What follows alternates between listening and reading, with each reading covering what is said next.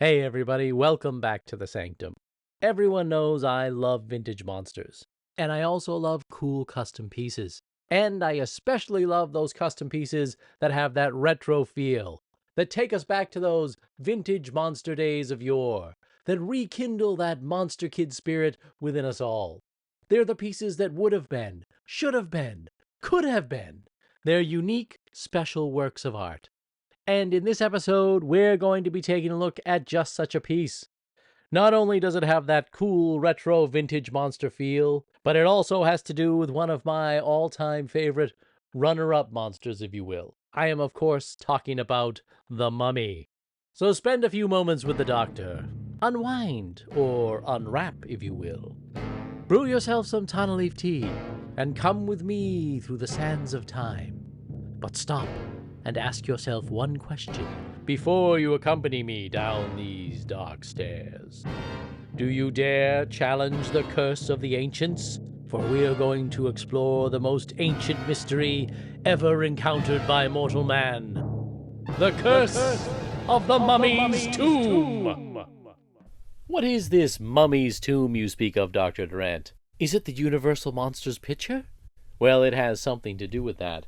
But I am speaking of the Mummy's Tomb diorama kit. And I'm going to be showcasing this fantastic piece here this evening, as well as discussing how it ties in with many other vintage toys. Now, this piece is made by a company called ReCreatured. ReCreatured is the brainchild of one Martin Saar. Martin is a fellow monster fan and customizer, and we travel in a lot of these same collecting circles, and we became friends online via our various collecting groups. I've known him for quite a while, and we've had many discussions regarding comic books, action figures, monsters, films, what have you. And when he told me he was a customizer, he mentioned that this was one of the pieces he was working on. So it's kind of exciting to me to finally see this piece come to fruition. And although I'm clearly the inspiration for everything good, I had nothing to do with this. There is another gentleman, however, that did help out on this piece, and he is a man by the name of David Gunn. David is a fellow traveler, if you will, and he frequents a lot of these same collecting groups that Martin and I do. I've known him for quite a while, and he's a fantastic guy. He's so fantastic that he even collaborated with Martin on the layout and many of the graphics on this. Now, what we're looking at here is the packaging of the piece itself. Not only is it the packaging, it holds the item in question, but it is also an integral part of the piece overall. And it's a very sturdy piece. It's a very sturdy box. Real heavy-duty cardboard, like a really good sneaker box or a shoe box, if you will. Now, this is just some scene of ancient Egypt, this sort of mysterious pharaoh's head, some sphinx-like creature. And there's a dark priest there, with a dark pyramid in the background, and he's reciting some evil prayer to arouse the mummy, and he's reciting some evil prayer to raise the mummy from its tomb and send it out on a shambling mission of vengeance. Step aside. Let an expert handle this, would you? And send it out on a shambling mission of vengeance. And that, my friend, is how you send a mummy out for revenge. Mic drop. Jody, where's my kale smoothie? Take a bit closer look at the box here. Now, these graphics, they continue to wrap around the outside of the box. You can see some more of ancient Egypt there. That's the entrance to the tomb, I suppose. Kind of reminiscent of playsets of old. The outside of the diorama kit or the playset is sort of exterior Egypt, and the inside is the interior of the tomb. And we're definitely in a creepy, almost, cosmic horror, Lovecraftian era of Egypt here. Look at these melting faces in the sand here, very Salvador Dali-esque. Those huge, creepy stone faces representing ancient gods that existed long before modern man. This landscape is so alien and abstract that it really evokes that Lovecraftian feeling of cosmic dread. And I, for one, have always been a proponent that the mummy is a very Lovecraftian style monster. But what I really like here is the artwork on the side, because that has the old school graphics that I dig. The Mummy's Tomb, Remco, create, creature, ReCreatured. Read the scrolls, ignite the curse, unseal the tomb. Now clearly you can see from this that this is paying homage to Remco monsters. And if you're a fan of the Sanctum back in the early days, our anthem was the Remco Frankenstein song. It's almost as if I can hear it now. Remco Frankenstein, Remco Frankenstein. Frankenstein, Remco Frankenstein. His monster crush action is coming for you. He glows at night. He glows in the dark and he'll crush you to death. He's back from the dead and he has bad breath. For God's sake, snap out of it, man! I keep trying to slap you, but my hands keep just passing through your big head. Jody, get over here and give this man a good whack. Where am I? Oh, dear God, I'm still here. Sorry, that song always takes me back. Takes me back to better times. Better times. What was I talking about? Oh, yes, the Mummy's Tomb. Create, creature, ReCreatured.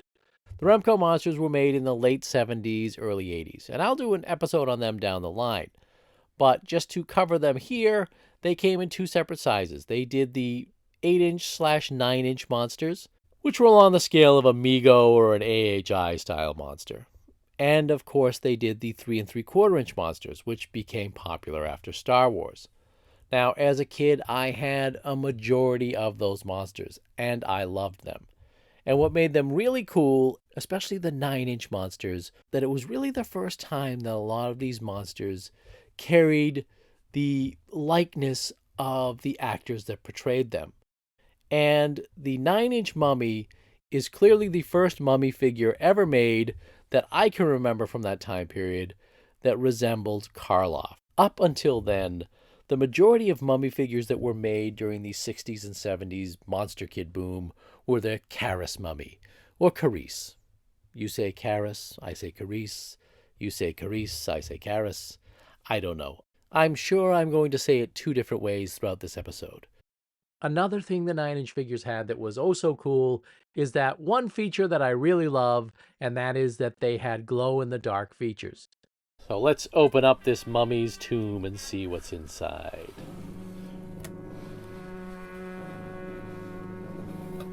Awesome graphics there on the interior of the box, and we're going to take a closer look at those in a bit here. Got some items inside here that we'll be taking a look at a bit later. Now, I went for the deluxe version of this, so it has not only the tomb itself, but it's got quite a few extras.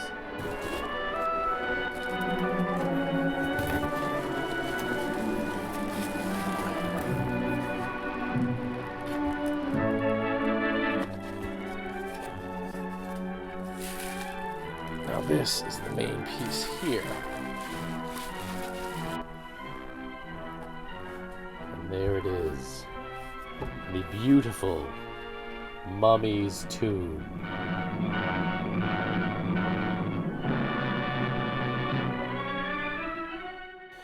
Now this is a real heavy-duty piece. This is a hefty piece. It's a solid piece of work. This isn't some cheap plastic here. I believe these are 3D printed, really nicely manufactured, and look at the detail there. You can see I went for the Karis mummy. I know I just went on and on and on about how cool it was that Remco made a Karloff-style mummy back in the 1980s.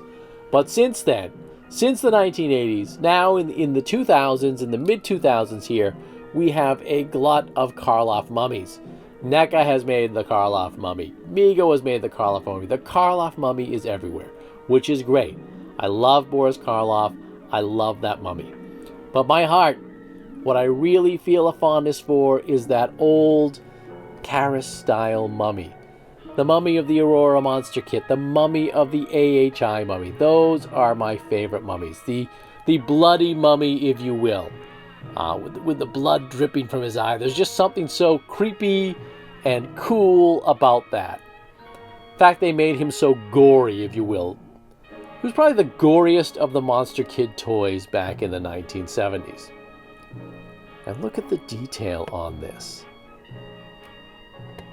The ornamentation on the tomb itself, the pharaoh-like veil around his head, Karis's face. All this Egyptian-style graphics, hieroglyphics, and then, of course, the font itself, the mummy's tomb there. And then on the bottom, we have ReCreatured engraved into it.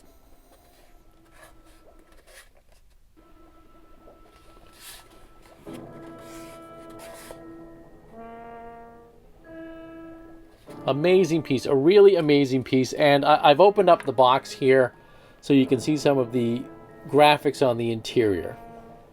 The box itself is, of course, part of the diorama. So not only does it serve as storage for the item itself, but you can use it for diorama display as well. And I really, pardon the pun, dig these graphics. Love the golden light going down the hallway there with all the Egyptian hieroglyphics on the wall. But I really love this part here. And this is pretty deep as well. Like I said, it's about the size of a large shoebox. And I love this guy here. This mummy on the box there. I always love monster toys with really cool graphics. And this mummy here is very reminiscent to me of the mummy from the Johnny Quest cartoon. Another really cool mummy from the Monster Kid era. This could be an animation cell from an old 60s cartoon. And you've got these two, I guess a jackal and a cat there. And like I said, it's pretty deep. You know, I can set the mummy's tomb all the way back in there if we want.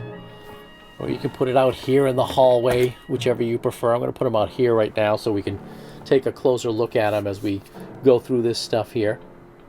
You can buy the tomb itself as a standalone piece, or you can get the full deluxe set as I got here, the diorama kit, if you will, with all the bells and whistles.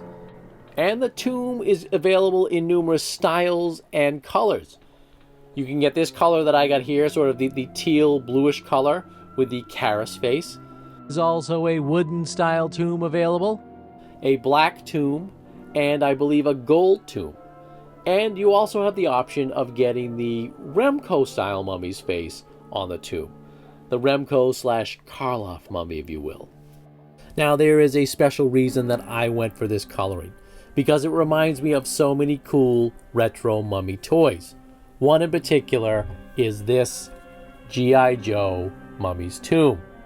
This was a piece that I coveted as a child. I had G.I. Joe, I had a lot of G.I. Joe stuff, but I never had this kit. This was from the era when G.I. Joe was more of an adventurer and less of a military guy. And a friend down the street from me had this mummy's tomb, and man, I played with that thing every time I was over his house. Never wound up getting one, but I did get one here in my adulthood, and I love it. And of course, when I saw the coloring of this piece compared to this, I had to have it because this reminds me so much of the G.I. Joe mummies too. Look at the detail on that. And of course inside here, you slide them out and you've just got this sort of wrapped up blow mold plastic mummy.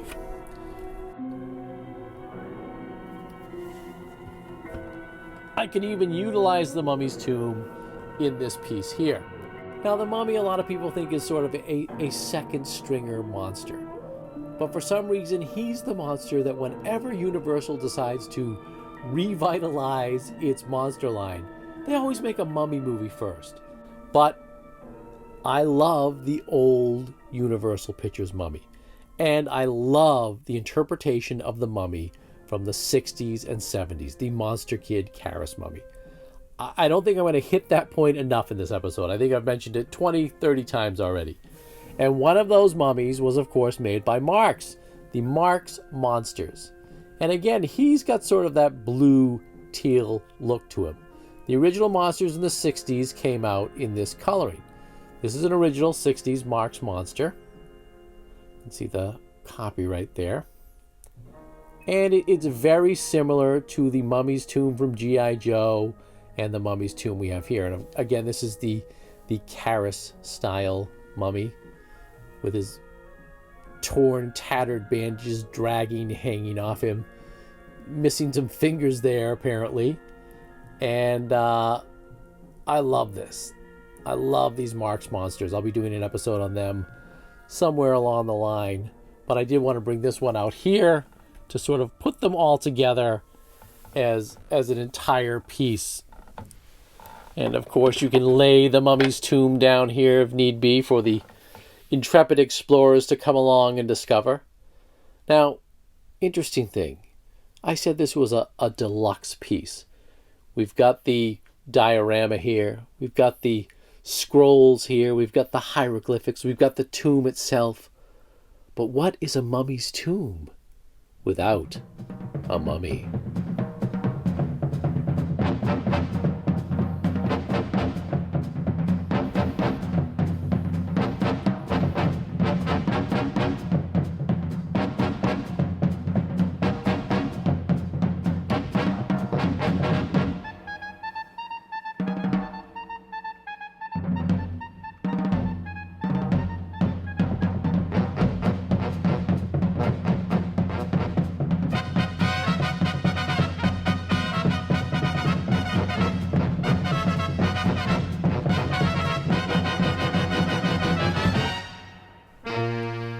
And here is our beautiful custom mummy.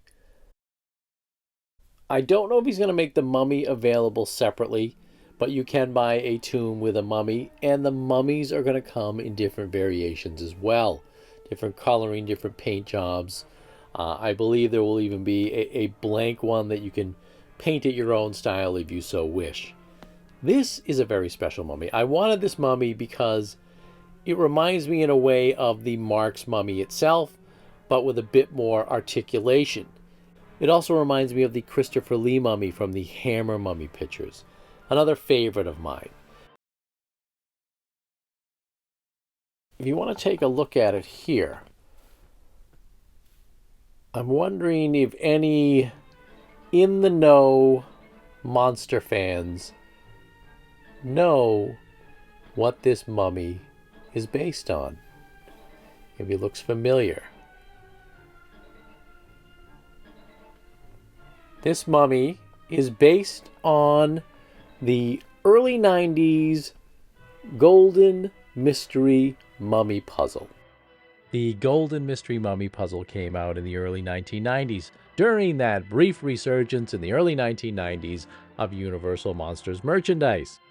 It was released by Western Publishing, also known as Golden Books, and there was a series of other puzzles as well, including Frankenstein, Dracula, the Wolfman, and the Creature from the Black Lagoon. Now, the artwork on these puzzles is fantastic. They were all the art of a gentleman by the name of R.L. Allen. And for some reason, when I saw these puzzles, I swear to God, it must have been some type of Mandela effect, because I swear I thought these were from an earlier time period, from like the 1960s, maybe even the early 1970s. But no, these were all released in the early 1990s. I can't find any record of them existing prior to that. And the reason I thought this, of course, was because the artwork is all that 60s, 70s Monster Kid style.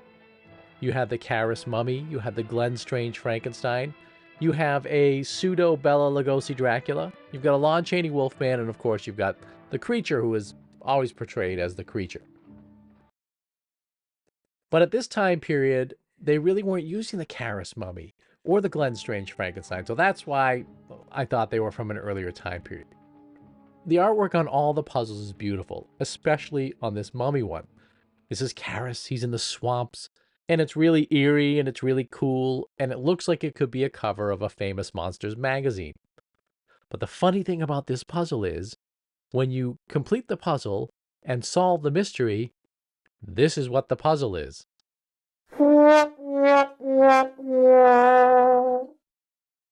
Yep, that's it. You bought a mummy mystery puzzle and you built a puzzle of some crap on a kid's floor. And that's how you solve the mystery of the mummy. They don't even utilize this beautiful mummy artwork. And you can find the full painting online of the artwork that R.L. Allen did. As a matter of fact, a few of these sold for auction a couple of years back, well, quite a few years back, and they're just gorgeous. And I love the artwork on that puzzle, and I love that mummy because it's a swamp mummy. Now, the mummy has always been in the swamps way back in the Universal pictures. You have the two movies there where the mummy wanders into the swamp at the end in Massachusetts and wanders out of the swamp in the next film in Louisiana. And of course, the mummy is in the swamps in the Hammer version of the mummy. So he's kind of a dirty mummy, right? Oh, a dirty mummy. He's really, his bandages are all muddy and grotesque, and he's more rotted that way. And I mean, look at the attention to detail on this. Look at that face there. You almost can feel that that's Lon Chaney or perhaps Tom Tyler under that makeup. Got the bandages. I love the gray, greenish, mossy look. The eyes have that green look to them, giving him again like a Lovecraftian feel. He's got his bent arm here that's always sort of wrapped with the bandage. That's a classic mummy pose. And he's got his strangle hand here.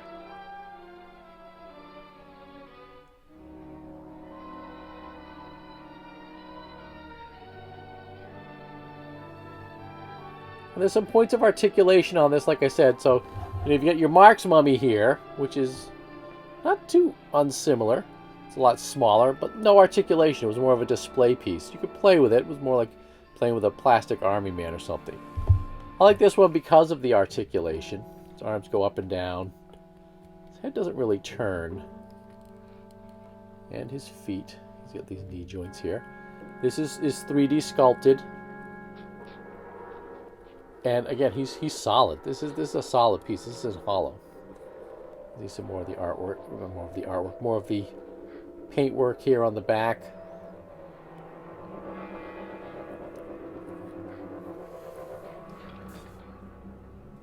Really fantastic piece.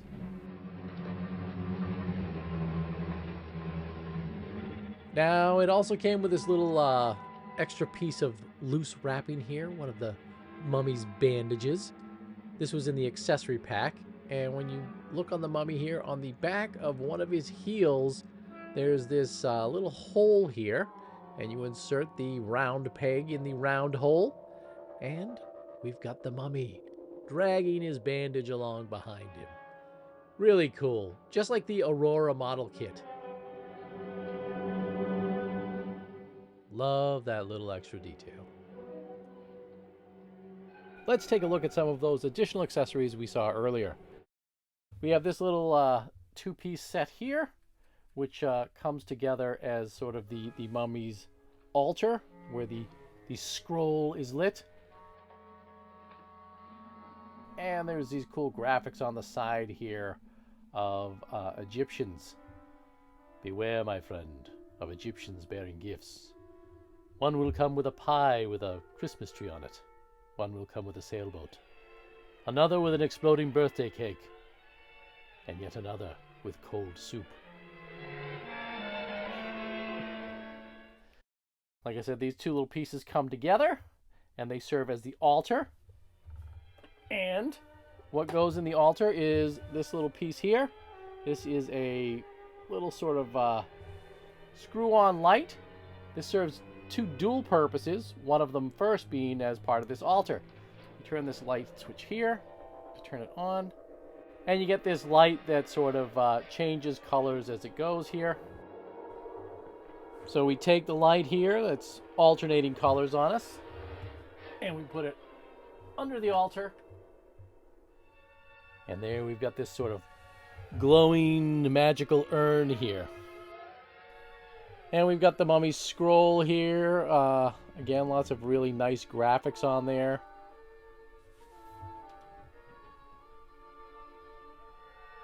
all sorts of Egyptian gods and goddesses and hieroglyphics, what have you. And that, of course, goes inside the mummy's urn there to light the scroll. We've got this thing here, which is a pre-recorded little voice box, type of thing that would go inside a doll or a stuffed animal.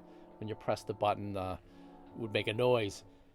This has some pre-recorded music on it to add to the atmosphere of the mummy's tomb.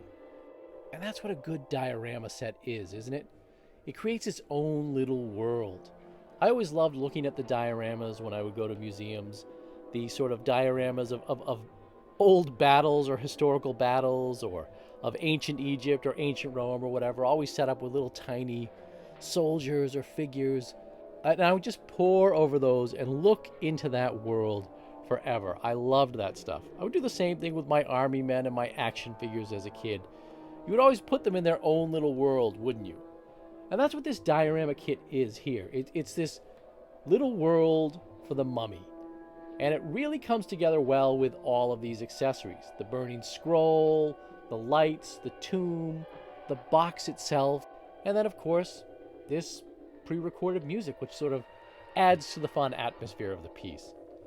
Now, I believe that this is some pre-recorded music from a public domain monster movie, I suppose. But you do have the option to record whatever you want on this box. There is an option to record something. I think later on down the line, I'm probably going to record some of the old Mummy voiceover trailers, or maybe some of the music from the Hammer Mummy, or what have you. But right now, if you'll bear with me, I'm going to dim the lights a little bit so we get the full effect of the burning scroll there. Really see how this tomb looks in the dark. And sit with the doctor a bit as I spin you some public domain mummy music.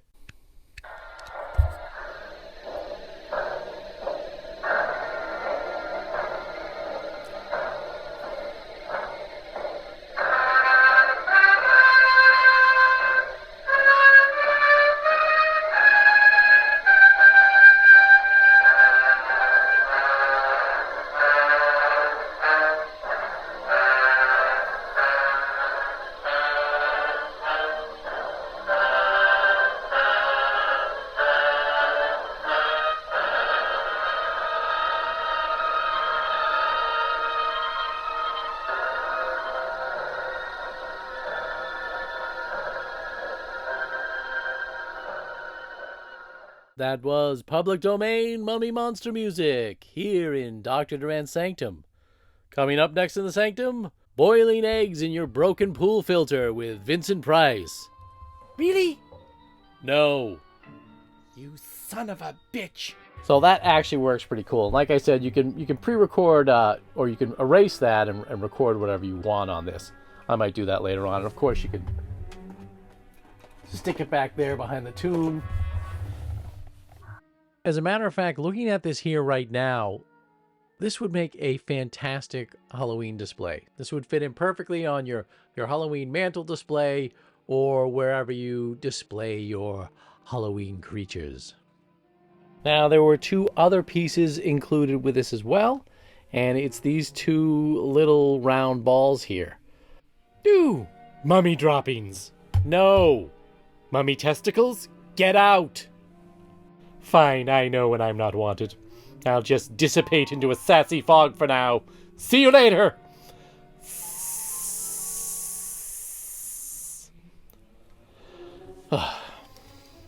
These are actually two pieces of clay, and when you mix them together, you actually take the mummy's scroll here, and you roll it out over the clay and flatten it. And of course, it's going to make the imprint of these hieroglyphics and design here. And you're going to get your very own version of the Mummy's Ten Commandments, or a piece of the mummy's wall. The ancient inscription that when you read it, it's going to awaken Caris from the dead. See? I said Caris. I've been saying Caris the whole episode. Can't forget this little piece that came here. These are actually the instructions. They're sort of aged to look like sort of aged papyrus from the Nile. Tells us how we turn the light on. Light, twist, counterclockwise. Sound, switch to P. Scroll, Mix clay, flatten, use work surface, roll scroll. Sounds like it was written by a monosyllabic mummy. No, I get it. He's just trying to keep the directions very simple, but I was able to figure them all out on my own. I don't have a doctorate for nothing. You actually don't have a doctorate in anything! So I'm off to the Sanctum laboratory to make my own mummy's scroll.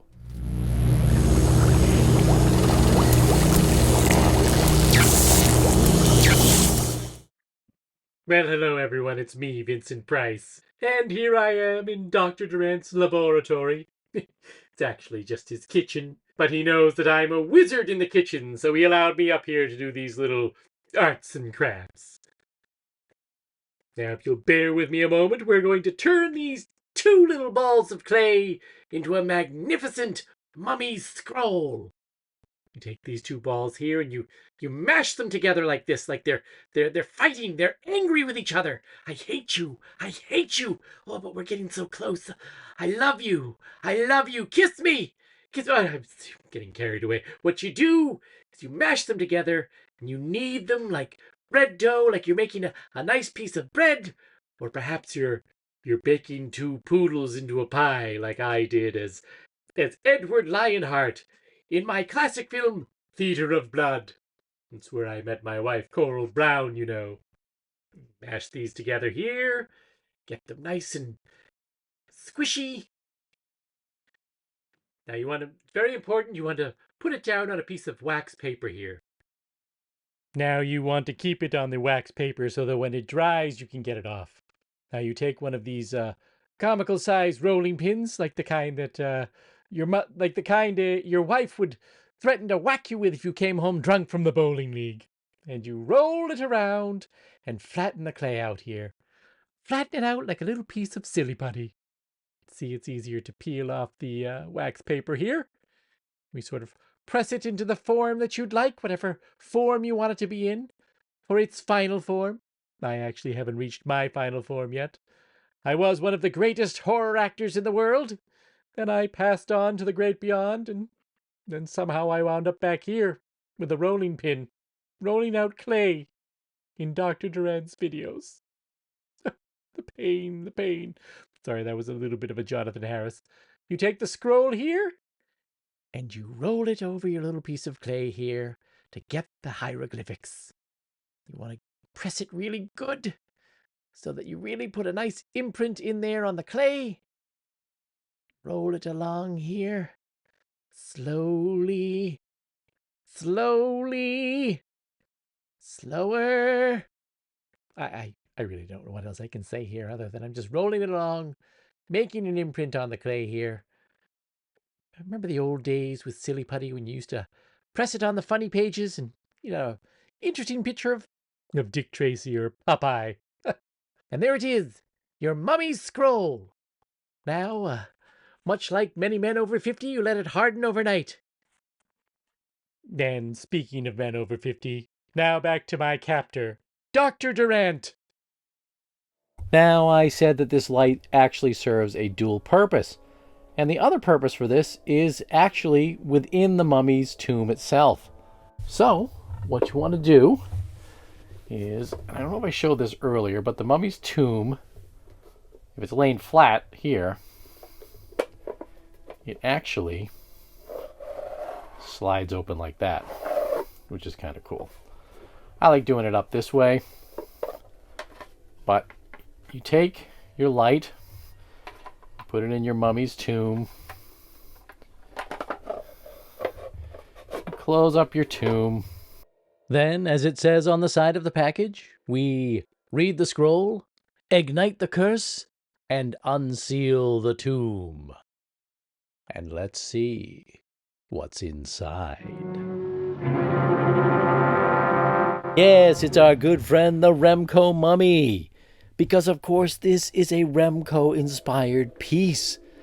Now the mummy's inside the tomb with that light, and when he comes out of the tomb and you turn off the lights, he does what all my favorite 70s monster toys do.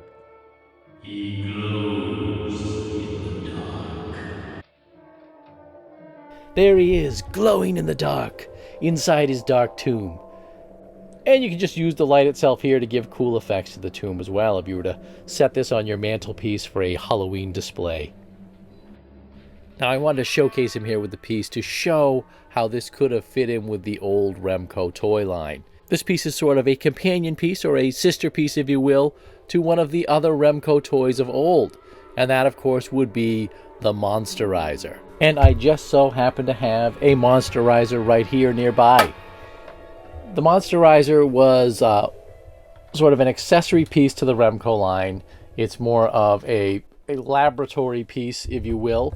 It sort of looks like it came out of Frankenstein's lab. This one's a little worse for wear.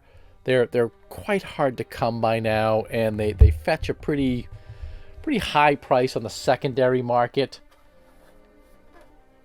You can see this one's missing the label there. It just says the Monst, but it would say riser there. You've got sort of the bells and whistles here of the gauges.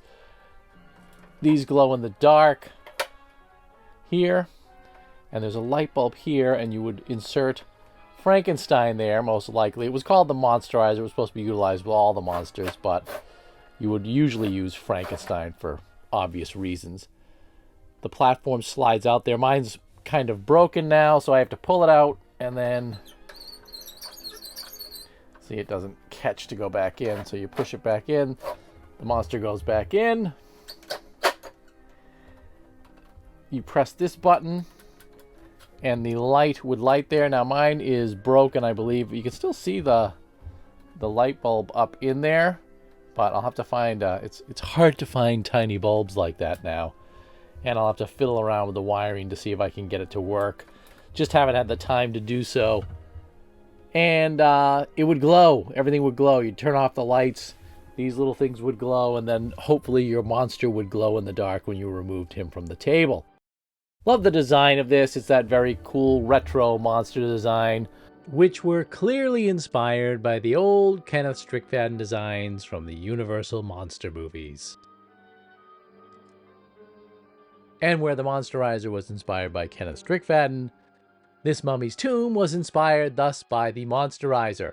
The theory behind this one being there was a Monsterizer specific to each monster. So of course now we've got this mummy's tomb. You place the mummy inside the tomb, read the scroll, ignite the curse, and your mummy comes out in all his glowy goodness.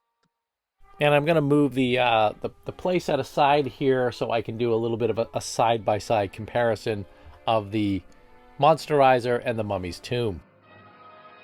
You can clearly see right here how well these pieces complement each other. And the mummy's tomb itself is a very sturdy piece. It's very similar in size to the Monsterizer. As a matter of fact, you can see it's almost the exact same size as it. So clearly it will fit any of your Remco figures if you want. I mean, in the Monsterizer, you could put the Wolfman or Dracula or the Phantom of the Opera or whoever you preferred. You can do the same here with the mummy's tomb.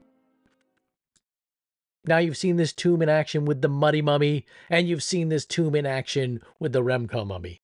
But there are so many other mummies that this tomb can be used for. That didn't sound quite right. No.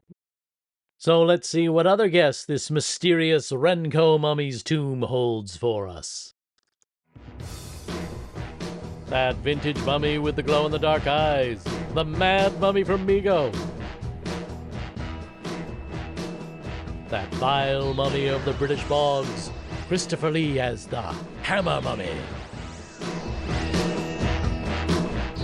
That rarest of rares, that jewel of the Nile. The AHI Mummy. Bent arm variant. Boris Karloff as Imhotep by Mego.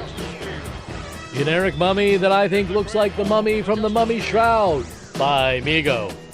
Also Jack O'Lyrne. That starry-eyed villain of the sands, the Tomland Mummy. Reproduction by Brent Stalls. That pusillanimous portly purveyor of villainy, Victor Buono. 9-inch retro Remco Mummy by NECA. That squishy fiend, the Jiggler Mummy by AHI.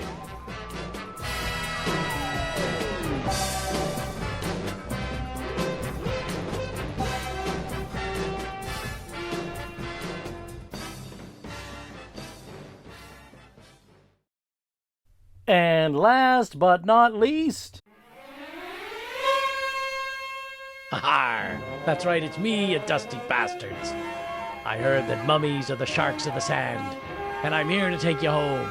The head, the tail, and all your dirty bandages.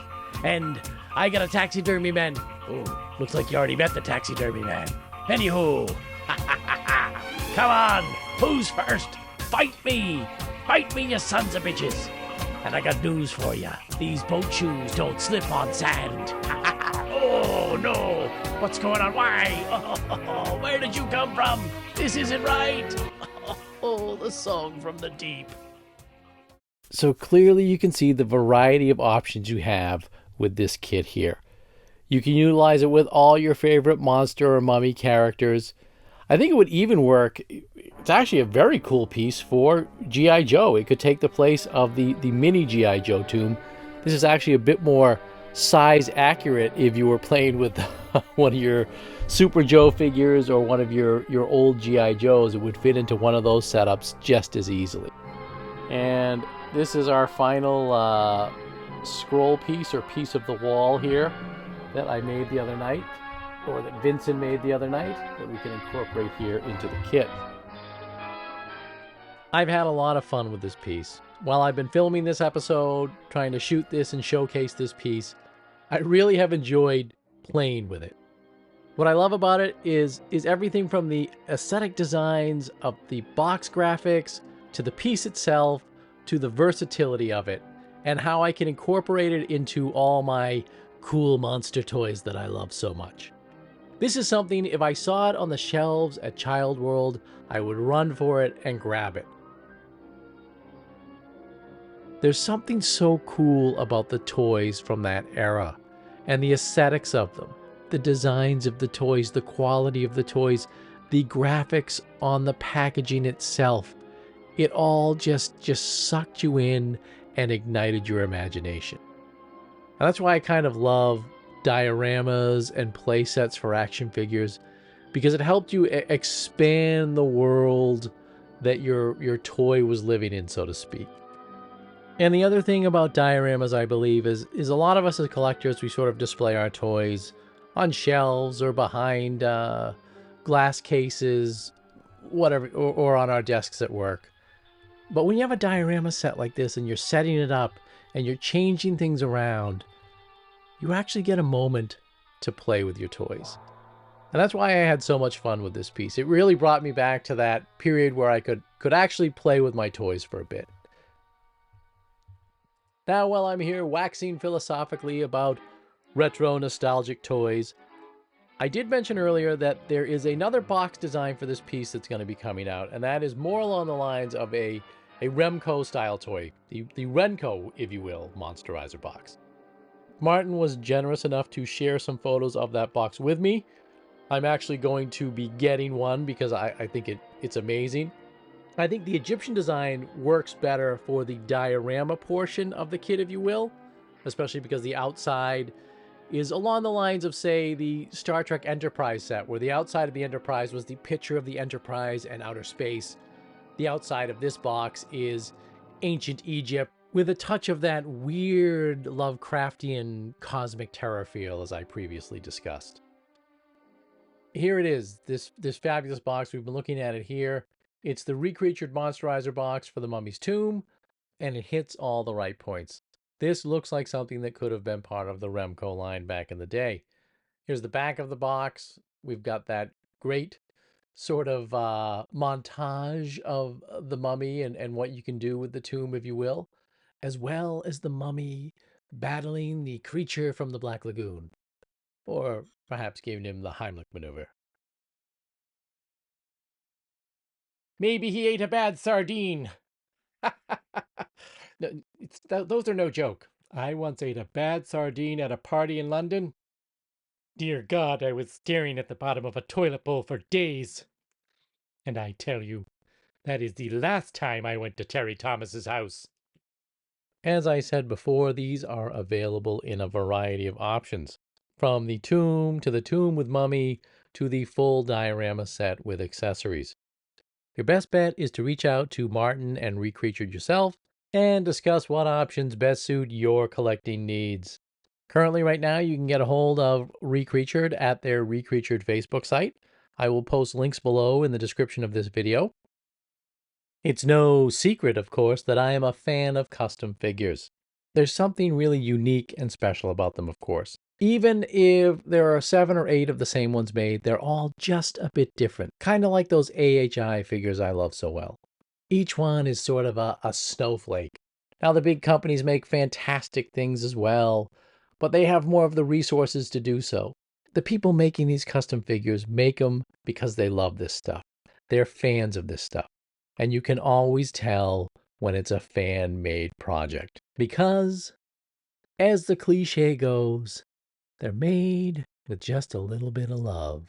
Now, I think this is a fantastic debut for being the first project out the door from ReCreatured. I've been told there are many other projects well in the works over at ReCreatured. And I, for one, anxiously await what shambles next from their vile laboratory. Don't grab that switch! No! Create. Creature. ReCreatured. So after going through this kit in detail and showcasing it here in the Sanctum and utilizing all of my mummy figures with it, all I have to say is Dr. Durant gives it a glowing review. And with that, I'd say it's about time we wrap things up here in the Sanctum. Or maybe we should call it a wrap. Or maybe we should... Stop! Stop! Stop with the goddamn mummy puns. Why anyone watches you is beyond me.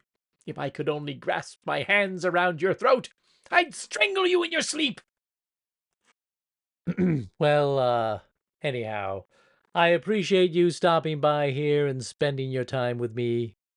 Until next time we meet in the Sanctum, stay cool, stay kind, and walk or shamble in beauty, my friends. I warned you! Jody! My strangling gloves!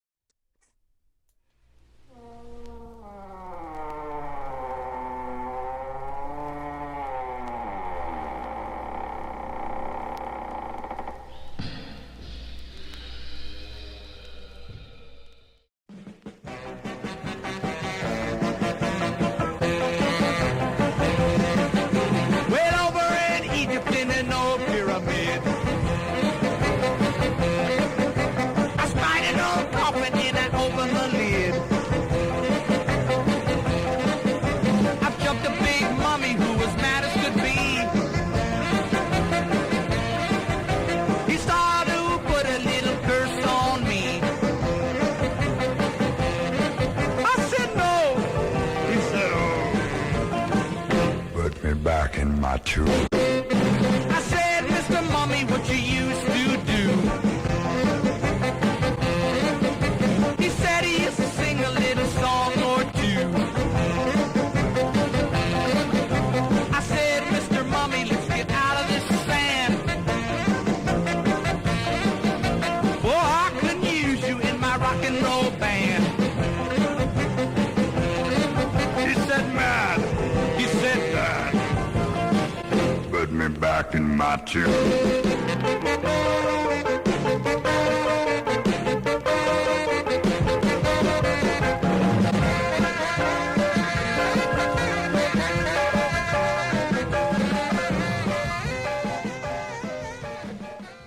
William Shatner? From the Devil's Reign? Where, in God's name, am I? Why does everything smell like Cool Ranch Doritos? Corbus! Corbus! Corbus!